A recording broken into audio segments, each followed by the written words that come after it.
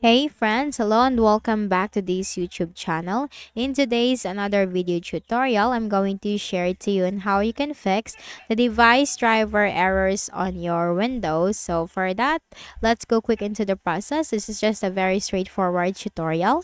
So go ahead in the Windows search bar and type device manager. Or you can directly make a right click at the start button and then select device manager in the list of options.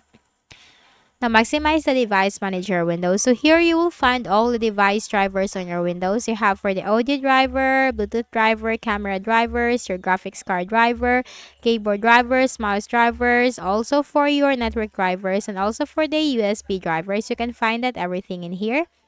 Now you need to check this categories or these drivers one by one, and if you find the yellow triangle icon, or you just need to simply look at each driver and see if it has a yellow triangle icon.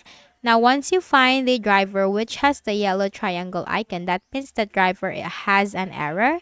Then what you can do, let me show you. Let's say, for example, this is for your camera. Simply make a right click and then select properties.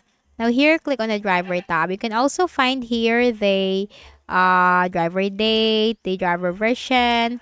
You can click on this update driver and then search automatically for drivers. Now the best drivers for your device are already installed. You can also download the latest driver from the official website of the driver that you have. So you need to make sure that the official website is the one that you are going to download your driver is from the official website. Okay, let's say for example this HP HD camera, it should be from the HP website. So you need to make sure of that because there are a lot of like websites that which is not the official website for your driver, so you need to check of that.